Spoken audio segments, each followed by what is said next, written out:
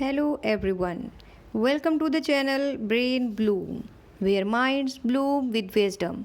I am Sumaya Rafiq. I am your lecturer for today's lecture on commerce and management, which is building blocks of business success. In this series of lecture, we will explore the fundamental concepts of commerce and management. Whether you are a student, an entrepreneur, or simply interested in any business, this lecture aims to provide the valuable insights and practical knowledge about commerce and management. Here we discuss the best practices that shape the business organization well. So let's get started. In the following section, we will dive deeper into the world of management, exploring concepts and theories with real world examples. So today's lecture is about competitive strategies. Competitive strategies क्या होती हैं उनको हम detail से देखेंगे और उनके तमाम एस्पेक्ट्स को विद डेफिनेशन डिस्कस करेंगे. In today's dynamic business environment, companies must actively work to gain an advantage over other rivals. आजकल की बिज़नेस की दुनिया में हर बिज़नेस ये चाहता है कि अपने राइवल्स और अपने मुकाबले में बिज़नेस करने वालों से अच्छा एडवांटेज रखे, अपने राइवल के मुकाबले में गुड टेक्नोलॉजी का यूज़ करे और कॉस्ट उसकी इफ़ेक्टिव हो, कम कॉस्ट में अच्छी क्वालिटी प्रोवाइड करे ताकि अपने कस्टमर्स को लॉयल रख सके और अपने राइवल बिजनेस के मुकाबले में अच्छा परफॉर्मेंस दे सके. This is where competitive strategies come in. A competitive strategy is a long-term action plan that a company adopts to gain a competitive edge, satisfy customer needs better than competitors, and achieve superior profitability. So let's discuss its definition. Definition of strategy is: competitive strategy refers to the strategies that firms use to build a sustainable development or sustainable advantage over competitors and secure a strong position in the marketplace. It involves analyzing the market, understanding competitors, identifying company strength, and crafting approaches to attract and retain customers than your rival.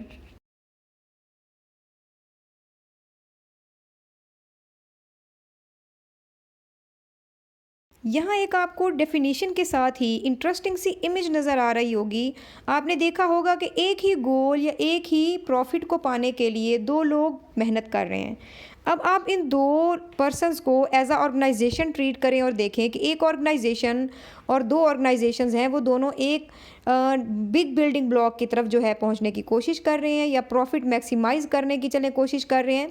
तो इन दोनों में इन्होंने कौन कौन सी strategy अपनाई. एक देखें सीधा चलता हुआ जा रहा है और एक ने देखें स्प्रिंग का यूज़ किया है उस गोल तक पहुंचने के लिए ताकि उससे जल्दी पहुंच सके और अपना गोल जो है वो अचीव कर सके.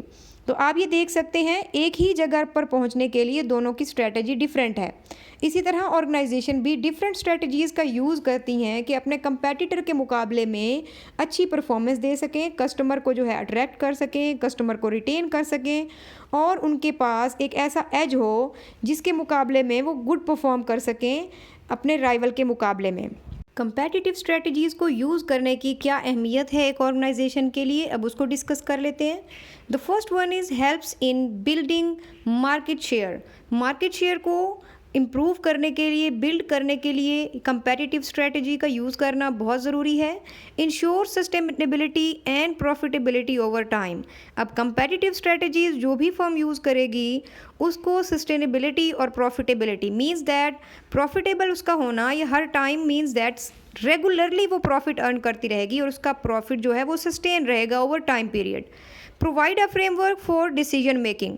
कंपेटिटिव स्ट्रेटजी का यूज़ करने से एक कंपनी को या एक बिज़नेस को एक फ्रेमवर्क मिल जाएगा कि उसने डिसीजन मेकिंग किस तरह करनी है. Enhance customer loyalty. और कंपेटिटिव स्ट्रेटजी का यूज़ करके एक ऑर्गेनाइजेशन जो है वो कस्टमर को लॉयल बना सकती है, उनकी लॉयल्टी को इन्हेंस भी कर सकती है. Helps a firm respond proactively. Means that reactive नहीं बल्कि वो फर्म्स को प्रोएक्टिव कर देगी कि कभी भी कोई मसला आता है या कोई इशू अराइज होता है तो वो उसको प्रोएक्टिवली हैंडल कर सकें उन तमाम इश्यूज़ को. Helps firm respond proactively to market changes and competitors action, कि कोई कंपेटिटर इसी तरह का एक्शन लेता है या मार्केट में कोई चेंज आता है तो वो जो ऑर्गेनाइजेशन कंपेटिटिव स्ट्रेटजीज़ का यूज़ कर रही है वो पहले से ही प्रोएक्टिव होगी उन चेंजेस को अडॉप्ट करने के लिए और मार्केट एक्शंस को रिस्पॉन्ड करने के लिए। कंपेटिटिव स्ट्रेटजी के हवाले से एक आपको इमेज बहुत ही इंटरेस्टिंग सी नज़र आ रही होगी। द फैक्टर्स और करेक्टरिस्टिक्स दैट परमिट, अब एक कंपनी जो कि इस्तेमाल कर रही है कुछ ऐसे फैक्टर्स को या ऐसे करेक्टरिस्टिक्स को जो इसको इस काबिल बना रहे हैं उस कंपनी को जो उसको यूज़ कर रही है और परमिट कर रहे हैं कि one company to compete more effectively than its industry peer, उसी ही की इंडस्ट्री में जो उसके साथ वाले और लोग काम कर रहे हैं, मीन्स दैट और ऑर्गेनाइजेशन परफॉर्म कर रही हैं, वो उनसे उनको अलग बनाती है और उनको कम्पीट करने में हेल्पफुल देती है, जो कि एक कंपेटिटिव स्ट्रेटजी होती है। इसमें आप एग्जांपल ले सकते हैं कोक और साथ चले हम बहुत बड़े लेवल पे आ जाते हैं कि कोक के साथ हम कंपेटिटिव एडवांटेज देख लेते हैं गौरमे कोला का। तो आप देखें ये सेम इंडस्ट्री है, इंडस्ट्री इन पीयर्स है कि दोनों ही बेवरेजेस हैं, दोनों ही ड्रिंक्स हैं और इनका कंपेटिटिव एडवांटेज इन दोनों में, अब आप सोचें कि क्या होगा। कॉस्ट देखें, गौरमे कोला की कॉस्ट बहुत कम होती है जबकि कोक की कॉस्ट ज़्यादा है। तो जो लोग कॉस्ट को मद्देनज़र रख के चीज़ को परचेज़ करते हैं वो किस बेवरेज को प्रेफर करेंगे, ऑब्वियसली वो गौरमे को ही प्रेफर करेंगे। फिर अगर हम उसके टेस्ट को देखें तो आपने देखा होगा कि टेस्ट में जिन लोगों को आदत है पीने की वो फिर कोक को ही प्रेफर करते हैं कि नहीं पैसे तो ज़्यादा लग रहे हैं बट इसका टेस्ट ज़्यादा सूटेबल है। इसी तरह और भी कंपनीज़ हैं, जैसा कि हम शू कंपनी कोई देख लेते हैं, कोई 2-4 शू कंपनी हैं, किसी एक की कंफर्टेबलनेस है, कोई कॉस्ट के हवाले से कंपेटिटिव एडवांटेज रखता है, तो इसको कंपेयर करने से आप कस्टमर को लॉयल बना सकते हैं और पीयर इंडस्ट्री में ग्रोथ के चांसेस ज़्यादा होते हैं अगर आप उसको यूज़ करते हैं। अब हम कुछ कंपेटिटिव एडवांटेज की टाइप्स देख लेते हैं ताकि आपको क्लियर हो जाए कि किन किन बेसिस पे आप अपनी ऑर्गेनाइजेशन को कंपेटिटिव एडवांटेज दे सकते हैं। The first one is cost leadership strategy. Cost leadership strategy को यूज़ करने का क्या मकसद होता है एक ऑर्गेनाइजेशन का, कि to become the lowest cost producer in the industry, के इंडस्ट्री में जो भी लोग इस तरह की हमारी चीज़ पर बना रहे हैं या यूज़ कर रहे हैं, हमारे जो कंपेटिटर हैं उनके मुकाबले में हमें वो कम कॉस्ट पे पड़े। एग्जाम्पल में देख लें, वॉलमार्ट है और मैकडोनल्ड्स, और इस किस तरह ये कंपेटिटिव स्ट्रेटजी जो है कॉस्ट लीडरशिप वाली को करते हैं। इफ़िशिएंट प्रोडक्शन, के प्रोडक्शन अगर हम लार्ज स्केल पे कर लें तो हमें पर यूनिट जो है कॉस्ट वो कम पड़ जाएगी। टाइट कॉस्ट कंट्रोल, के कॉस्ट कंट्रोल पे टाइटली आप लुक आफ्टर करें कि कहीं पे कॉस्ट ज़्यादा तो नहीं लग रही, कोई चीज़ वेस्टेज तो नहीं हो रही। Economies of scale, economies of scale क्या है कि जब आप कोई भी चीज़ ज़्यादा यूनिट्स में बनाते हैं तो वो आपको इकोनॉमीज़ ऑफ स्केल के हिसाब से उसको देखेंगे कि पर यूनिट उसकी कॉस्ट बहुत कम लगेगी और इफ़िशेंट में हम टाइमली और अच्छी प्रोडक्शन दे सकेंगे। एग्जाम्पल में वही दो आ रही हैं, वॉलमार्ट और मैकडोनल्ड्स। अगर इन दोनों का कंपैरिजन देखा जाए तो मैकडोनल्ड्स जो है वो कॉस्ट लीडरशिप स्ट्रेटजी को यूज़ करती है क्योंकि उसकी प्रोडक्शन भी एफिशिएंट है, कॉस्ट कंट्रोल टाइटली वो लोग करते हैं और इकोनॉमीज़ ऑफ स्केल को यूज़ करते हैं। बेनिफिट क्या होगा कॉस्ट लीडरशिप स्ट्रेटजी को यूज़ करने का? Ability to offer lower prices than competitors and attract price sensitive customers. उन कस्टमर्स को ये लोग अट्रैक्ट कर पाएंगे जो कि क्या हैं, कॉस्ट सेंसिटिव हैं, प्राइस कम देते हैं, प्राइस सेंसिटिव कस्टमर हैं कि कम कॉस्ट लगे और हम चीज़ अच्छी परचेज़ कर लें। तो ये उन कस्टमर्स को ग्रैब करने में, अट्रैक्ट करने में कामयाब हो जाएंगे और ये कॉस्ट लीडरशिप स्ट्रेटजी होगी मैकडोनल्ड की ओवर वॉलमार्ट, जो कि उसी की इंडस्ट्री का एक पीयर है। अब आपको पता लग गया होगा कि कॉस्ट लीडरशिप स्ट्रेटजी है क्या, कि लोएस्ट कॉस्ट प्रोड्यूसर बन जाएं आप, आपकी ऑर्गेनाइजेशन लोएस्ट कॉस्ट प्रोड्यूसर हो अपनी इंडस्ट्री के अंदर, और इसी तरह आपने कस्टमर को जो है ज़्यादा से ज़्यादा अट्रैक्ट करना है और किस तरह ये स्ट्रेटजी आप यूज़ कर सकते हैं। The next and second one is differentiation strategy. Differentiation strategy में आप क्या करते हैं कि अपने राइवल के मुकाबले में आप एक डिफरेंट प्रोडक्ट ऑफर करते हैं। ऑफर प्रोडक्ट और services that are perceived as unique और superior in the industry. How? High quality दें, इनोवेटिव फीचर्स लेके आएँ, स्ट्रॉन्ग ब्रांड इमेज रखें। एग्जाम्पल देखें एप्पल और स्टारबक्स। एप्पल की हाई क्वालिटी, इनोवेटिव फीचर और स्ट्रॉन्ग ब्रांड इमेज से आप वाकिफ़ होंगे, तो आपको पता लग जाएगा कि किस तरह उसने अपने आप को डिफरेंशिएट किया हुआ है अपने राइवल स्टारबक्स के मुकाबले में। बेनिफिट क्या होगा अगर ये कंपनी इसको यूज़ करती है डिफरेंशिएशन को? Ability to charge premium prices due to the added value. जितनी भी आप वैल्यूज़ एडिट कर रहे हैं, जितने फीचर्स उसमें एप्पल में ऐड कर रहे हैं, तो आप उस पर प्रीमियम ले सकते हैं, ज़्यादा कॉस्ट चार्ज कर सकते हैं, ज़्यादा मुनाफा ले सकते हैं।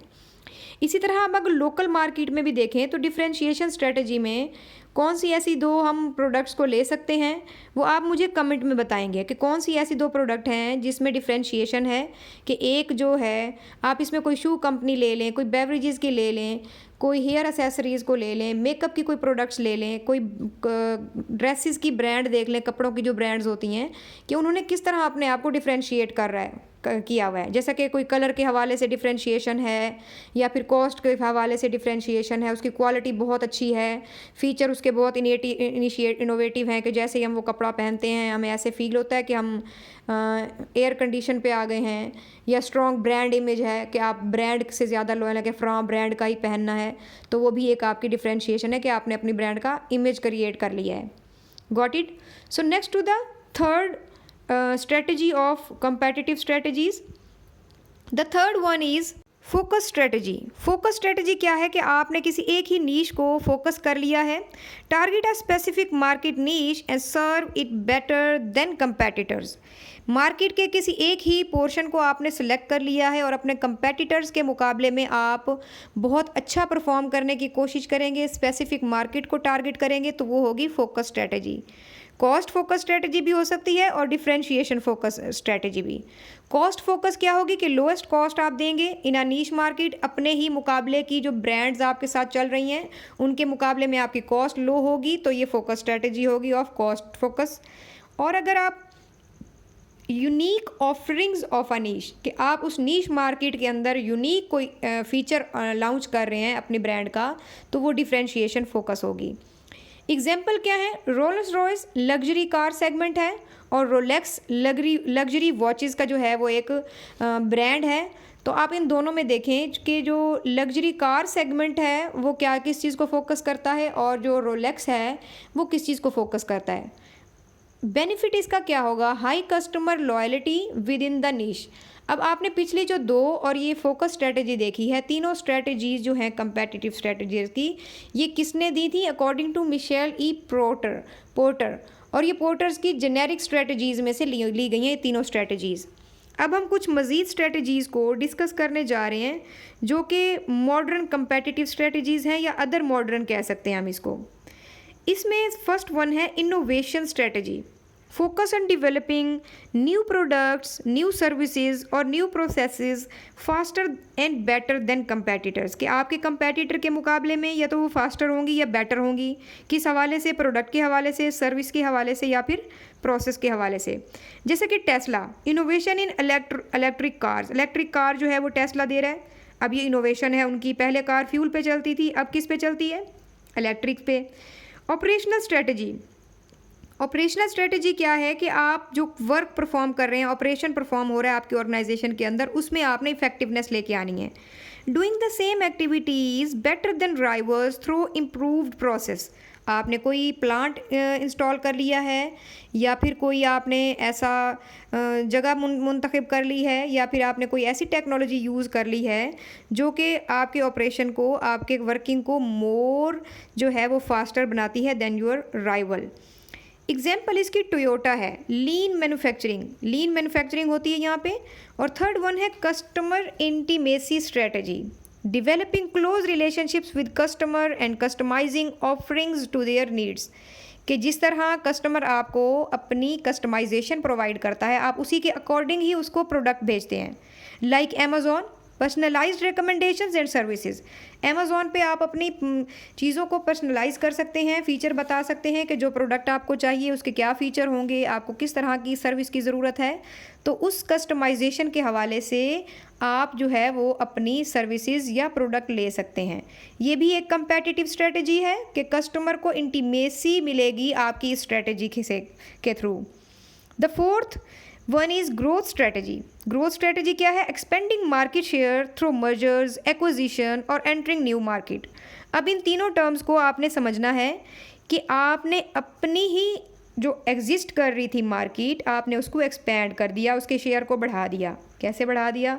या तो किसी और छोटी बड़ी कंपनी के साथ अपनी कंपनी को आपने मर्ज कर लिया है, या एक्विजिशन, किसी और छोटी सी कंपनी को या ब्रांड को अपने साथ एक्वायर कर लिया है, परचेज कर लिया है, या फिर आप अपनी उसी एग्जिस्टिंग मार्केट की एक और ब्रांच ओपन आपने कर दी है, किसी न्यू मार्केट में आप एंटर हो गए हैं, कोई नई आपने प्रोडक्ट ऐसी लॉन्च की है उसी के अंदर ही।